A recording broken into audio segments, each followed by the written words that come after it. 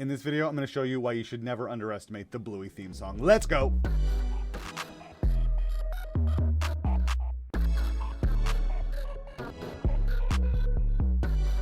How's it going, everybody? My name is Carlos Plaza. I am the program director of the nonprofit called Drumming for All. We pay for drum lessons for kids around the world that can't afford them. More about them later. But for now, what you are about to watch is the truncated version of a 1 hour long drum lesson that I had with a young lady named Judy.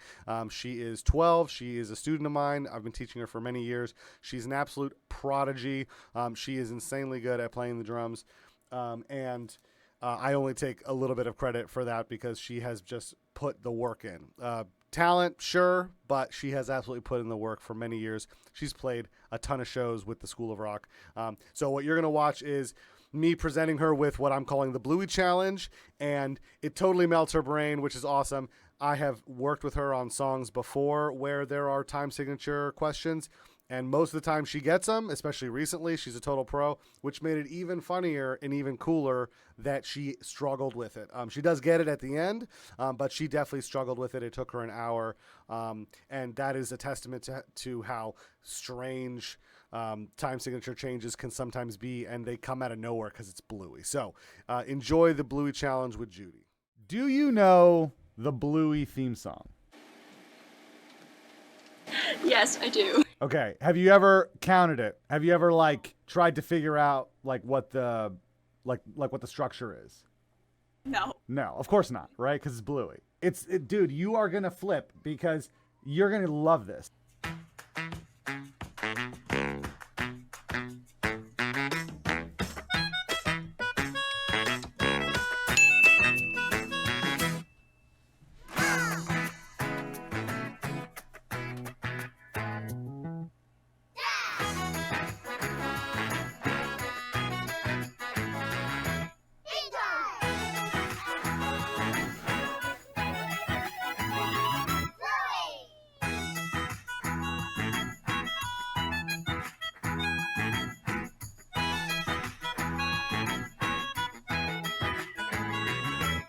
Okay, so what have you gathered so far? In the main parts where it does a riff, it's in 4. Right. But then I keep counting to 6 whenever they pause and say a name. Dad or Okay. So you're thinking 6. yeah. Okay, so start it again from the beginning and count it out. Let me know as soon as you feel like you've got it. And if you want, you can clap it out or count it out loud so I can hear you counting. That's always my advice when you're doing this anyways, is count out loud or clap or do something to give yourself a sense of if you're even right or not. Yeah, go ahead. Let's hear it.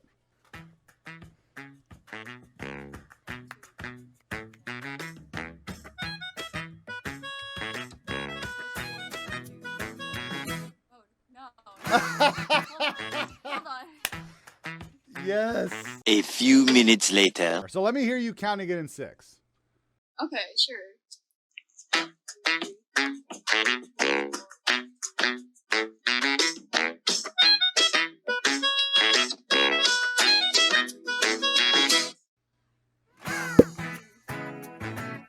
Now wait a minute. I'm so confused. Okay, so here's the problem then. You stopped counting at 6. So yes, you were able to catch that at that point it's the music stops at 6, but you know that the music never stops, right? The time signature, right. So keep counting. 5 minutes later. I actually guessed 2, before as well. What where would the 2 measure be? It would be before they say the names. Oh, so almost 3, 4, 1, 2. Well, test it. Test your theory. 5 minutes later. So did your thing with the 2 yield any results? Because I still have that question, if it still goes on after the names, if the counting still goes on after the names. But what I saw from counting 2, after the measures of 4, that it kind of, it fit well. It is not 4/4. Oh, yeah. Well, it is not. The first part is, then it changes, then it goes back to 4/4, and then it goes back again. But it's not 4/4. And no matter how you slice it, you're going to have to figure out how to count that empty space. So the question is, I will tell you that you're on the right track. You could count this as 7 measures of 4/4. Yeah. So what you have to do now, and I'm definitely kind of giving you a hint here, but what you have to do now is come up with different ways to count this measure right after it. So this was in 4. This one is not in 4. Okay, so try 3, try 5, try 8, try 7, try 2, try, you know what I mean? Like that's the confusing measure. And then when the next measure comes in on the 1, you know what the 1 feels like. Oh, yeah. So you'll know where the 1 is. If you just keep doing that, eventually you'll figure it out. If I'm reading your lips correctly, it looks like you've got another guess. I was thinking 5. So when you say 5, do you mean that you think it switches to 5 and it's like a series of measures in 5 and then it goes back to 4? Because I was counting 4, and then when it got to that, like, sort of pause, when it goes into the pause in the names, Yeah. that just goes on 5, and then it switches back to 4/4, like after. So it's only like one measure of 5 or something. Okay, test it.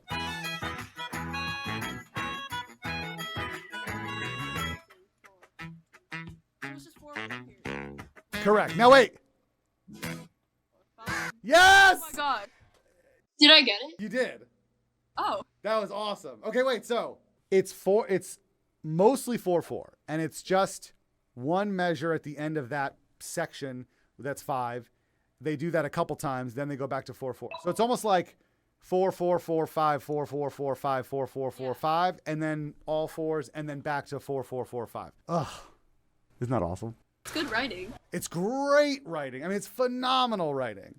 And here we are. We spent almost a whole hour talking about it. You know, Yeah. Like, see how long it takes somebody to figure it out.